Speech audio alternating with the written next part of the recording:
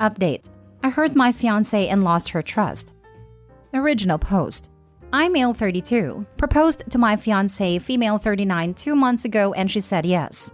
I love her with all my heart. She's very sweet and intelligent and drop dead hot. Only problem that we were facing was that I haven't met her family because she has not had any contact with them for 20 years. And for my family, that's a red flag. Mom suggested to me that since we are engaged now, they're my family too, so we contacted them. Her mom was so sweet, and she started crying the moment I introduced myself.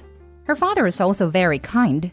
They talked to me about her childhood, how wonderful and kind she always been, and it made a lot of sense what she turned up to be. I thanked them for raising such a beautiful human. I kept in touch with them and I soon met all her siblings. She has 3. Then I introduced them to my family and I was happy they got along. Mom suggested then that the next step is to invite my future in-laws to my parents' house and take my fiancé there so she could finally work on the dispute that she had with them. She never told me, and when we asked her parents, they didn't know either. When she got there, she screamed, "What are they doing here?" and ran out. I have never heard her raise her voice like this before. I ran after her, but she just drove off. I went back and apologized. Her mom was crying her eyes out, and so were her sisters. Her dad and brother looked cut up. When I went home, she was crying and packing. She told me that she needed to move out and that she was staying with her friends. I also started crying and asked her to tell me what happened. When she was 18, her brother, 19 at the time, violated her best friend's little sister, then 17. He apparently had feelings for this girl for years, but she never was interested, so one New Year party, he waited until she was very drunk and forced himself on her. He later boasted about how he finally had her and now can move on. He got away with it, even when everybody knew he did, but there was no evidence. My fiancé tried everything to help convict him because she was the one who overheard him boasting to his friends and discussed what he did to that girl.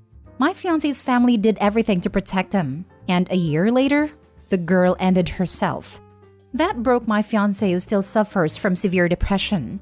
She said the indifference in her family's reaction when they found out about the girl's fate still makes her blood freeze in her veins. She knew she could never forgive them. The way she was talking is like this happened yesterday. I felt sick, and I wished I didn't have to ask. I have seen her brother and how proud her parents are of their only boy, who's successful and a father of 2. I apologized and begged her to stay. Told her that had she told me all this before, I would never have brought them back to her life. She said that I should have trusted her judgment, since I always boasted about how kind and just she was. She called me later and told me that she couldn't do this anymore. Today she left the ring while I was at work and took the last of her stuff. I felt like my world is turned upside down. Tell me what I should do to make her forgive me. She's so angry with me and my family, and I totally understand her.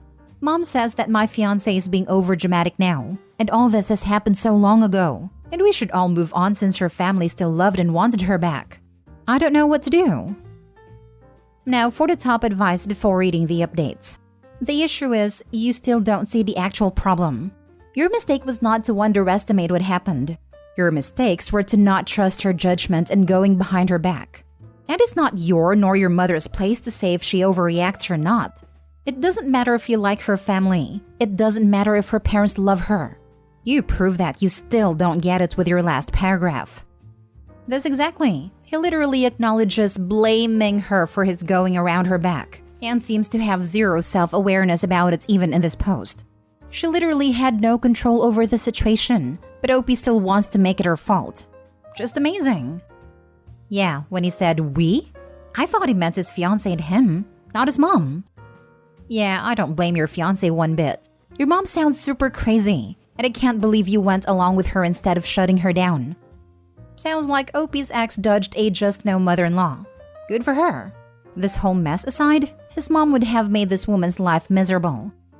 In what freaking world would be a healthy, functioning adult that you loved be no contact for 20 years for a silly issue? This fight should have started and ended with Opie asking his fiancé for details and her blowing up about having to explain herself. End of story. Going behind her back? WTF. Red flag is not talking to fiancé but his mother, and following his mother's advice behind his fiancé's back. Opie is an idiot. Now for the first update. Good morning. What a rough night I had after trying to read all of your comments, DMs, and messages. Filled with nightmares. I have called my fiancé before breakfast. I told her that I love her more than she even knows, and that I know she loves me. That I never in a million years thought people who loved each other this much would break up. I apologized and promised to make it up to her for the rest of my life if she gave me a second chance. I told her we can move away from our families, but I promised her that it would be the two of us from now on. Nobody will have a say in how we live our lives but us. She was crying the whole time, and I must admit that I'm not a crier myself, but I haven't stopped crying since yesterday. I hope she gives me a new chance to make it up to her. Second update. I want to start by saying I've never experienced so much hate in my life before like what I got on my post from yesterday. I'm not mad, however. I appreciate that you took my now ex-fiancé's party because she deserves all the love and support. I hurt her badly and I can't even describe how much I regret my actions. The only thing I can say is that it was never intentionally done to hurt her. I thought I was doing something good. We are no longer together. She said that she couldn't come back from this and that she wanted to be alone now. I told her that I love her like I never loved anyone before. I have loved her for over 10 years. She said that she loved me too, but that she needed to do this on her own now. So we are done. I need a break now from everything and especially from my family. I will never blame my wretched behaviors on anybody. I chose to do the wrong thing. Nobody made me, but I still feel resentment towards everyone who helped me hurt my girl. I need to be alone now too. Thank you again. Bye. I hate to say it, but I hope Opie learns to trust those who are in his life over his parents. Opie's old enough not to listen to everything his parents say to him. At least Opie knows he has no one to blame but himself. Also, I hope Opie asks his mother why she believes avoiding a rapist is a bad thing. Dude, I just feel like Opie's using his mom to deflect blame. Only problem that we were facing was that I haven't met her family because she has not had any contact with them for 20 years. And for my family, that's a red flag. Mom suggested to me that since we are engaged now, their family too, so we contacted them. He himself said that he thought this was a red flag. So when his mom suggested it, he jumped to it and decided to go see them. His mom only ever suggests things to him. She herself never acts and does anything. I kept in touch with them and I soon met all her siblings. She has 3. Then I introduced them to my family and I was happy they got along. He keeps on being actively in contact with these people without informing his ex. He just kept it all hidden from her. At this point, his mom wasn't telling him to keep contact. He did it by himself. Mom suggested then that the next step is to invite my future in-laws to my parents' house and take my fiancé there so she could finally work on the dispute that she had with them. She never told me, and when we asked her parents, they didn't know either. Why does he at no point tell his ex what is happening? Why does he keep plotting behind her back with his mom and her family? No one is telling him to do this. No one is telling him to keep this hidden. This is all on him because he wants to get her back with her family. He's also admitted in the comments that he doesn't have that good of a relationship with his mom, and this is what's going to make him cut off for good. Like, if your relationship isn't that great, why would you listen to her? He wasn't. He was just using her as an excuse to hide behind if the ex got upset with him. But it didn't work. So now he's mad at everyone because his dumb plan failed him. Good riddance. That's what really got me from his story. He saw her family more than once. Every time he met with them, he must have lied to her about where he was. It was just one meet and greet. He saw and spoke to these people many, many times, and then blindsided her with an unexpected meeting. He betrayed her over and over again, and showed so much disrespect for her. I really don't understand how he thought this whole situation was going to end well. I'm sorry for both of you. Truly am. I hope this serves as a lesson for you and for everyone who reads your story. To believe your significant other when it comes to their family and to respect their boundaries. Your significant other's decisions are first. If they have a strong decision about something and they don't give you a reason, just respect it. It's a boundary. You don't have a say in that. And I hope Opie learns from this. I could never forgive something like this. I'm an assault survivor myself, and it was a family member. My mom is the only person in my family that knows, and the day she asks me to talk again to that person, she is done. You have to respect the boundaries, and to know which is your place in other person's life and decision. Wish Opie nothing but learning. Learning from this, learning about boundaries, learning to stop listening to mom and those kinds of things, learning to listen more to his partners, and learning to respect. Third update. I mentioned earlier that my fiance's been home on sick leave. Her best friend called me now and we talked. My fiancé is pregnant and she's terminating it. She doesn't want me with her when she goes through with it. I am shattered now and I don't know if I ever can collect the pieces. How life can turn upside down in a matter of weeks. I lost everything and I only have myself to blame. Now for the fourth update. I was hesitant to make this update because you hate me so. And also I'm worried that your strong feelings of hatred will be misdirected to my fiancé. But I chose to write here the first time and I want to see it through. And hopefully people can learn from my mistakes. Plus, I'm anonymous, so yeah. I want to thank the people who reached out in my DMs. Who didn't dare to comment out of fear of being downvoted all the way down to hell. Thank you. Your support helped me not to lose my mind completely. This update is for you first and foremost because I literally can't answer all of you. My fiancé called me today after her appointment at her shrink. She asked me if I wanted to have lunch with her. She looked so sad and it broke my heart. This was the first time I saw her after she moved out.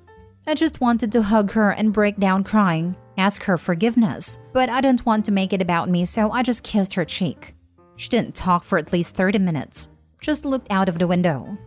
I waited. Then she told me that it didn't matter that I didn't hurt her intentionally. I just did. I agreed. She started talking about her appointment with her gyno. She's 6 weeks. We have been trying for a year, but we never made a big fuss. We just thought that if it happened, it happened. But I know that she wanted a baby. And that's why her best friend told me because she was terrified that my fiancé is going to regret it. I told my fiancé that it was absolutely 100% her choice whether she wanted to keep it or not. But that she should never do it either from a place of hurt or anger. She should do it because it feels right for her. She then told me that she's going to think a little bit more. She also told me that she was ready to talk to me about her life with her family, but never in details and only in therapy sessions. She also said that she was ready to listen to me, and what made me do this stupid thing to her, but also only in therapy. She also told me that she doesn't want to move back with me and that she wanted to postpone the wedding. She refused to take the ring back, and said she will ask for it when/if she thought we had a chance. She said that if we separate, she wants to know she's done everything. I told her I love her more than anything, and she said she believed me, and that she did too. We are starting therapy on Tuesday and will hopefully continue every week. I've spoken to her friend now, and she said that my fiancé looks like she's feeling a bit better after our lunch, and that she even made a joke. So I'm hopeful. Now for more comments before the last update. Since you're treading lightly with this new potential second chance, I'd highly recommend you stop talking to her friend about her behind her back. If she finds out you've been getting intel on her emotional state from someone close to her after she specifically said she wanted to do this healing separately and in therapy only, that would be another blow. Hope you learned your lesson with not allowing your mom to meddle, but you might be making another mistake here with a friend that could come back and bite you. She needs to know she can trust you to keep things between you two sacred. Nip it in the bud. This literally just stop doing things behind her back. Having her wedding and pregnancy ruined, and having to face her family after 20 years, and they were together for 10 years. I get we all make mistakes, but I can't even imagine how awful she feels. This is your mulligan to make things right. Do not ever let your mother influence or interfere with your relationship like that again, whether it's with her or your next relationship. If it ever comes down to picking between her or your mother, always think about the moment you almost lost your fiancé. In fact, do not even tell your mother. Now for the last update. Look, before you start the attack on me, also leave my baby alone. We are keeping them. I just want you to know that I love my girl. I have loved her for years.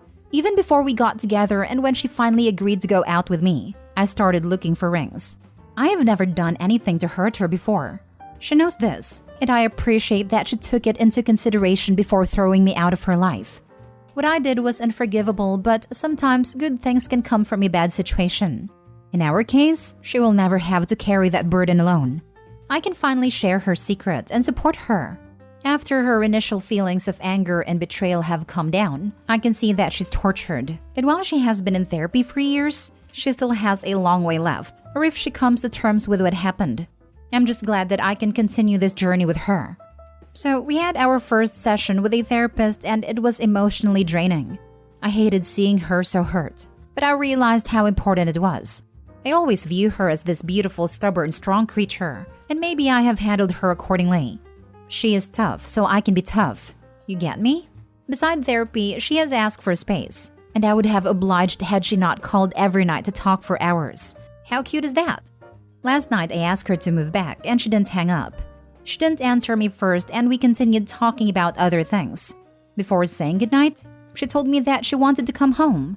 We will continue therapy, but she is moving back tomorrow, and that's why I'm making this update now. When she's home, I don't want to be busy answering comments. Since we both have no relationship with our families, we are contemplating an elopement around Christmas. A wedding seems too excessive and waste of money, planned for August next year. Instead, we could do something small and romantic for our friends and maybe donate the rest of the budget. This idea excited her very much, and she already started planning and dreaming while I listened. I just freaking love this woman. This is a weird one. Couples working and solving their issues is a great thing. But this guy made such a grave violation of his fiancé's trust. I can't help but wonder when the next one will be. Yep, he realized he messed up only because what the family did was so egregious. But what if it wasn't so black and white? Like maybe they just favored her siblings more and made her feel bad about herself. Or something he didn't consider serious? Either way, he didn't respect her right to choose for herself. Figured he knew better, and that he had a right to go against her wishes as long as he thought he had a good reason for it. He doesn't acknowledge that that's the part where he messed up. Only that it was bad because of what her family did. He's going to do it again the next time he thinks he's got a good reason. Because he doesn't respect her or her right to decide for herself. But what can I do to make her forgive me? He's a slimy, spineless POS. And I'm sad for the fiancé who may now be trauma-bonded and can't see past his BS. Also, the amount that he puts her on a pedestal and calls her a creature is freaking sickening. He doesn't see her as a person, only as a trophy and a possession. To hell with Opie's mom, and damn that poor fiancé's family especially. I wonder how long Opie will be able to keep his mom out of his life, especially when the baby comes.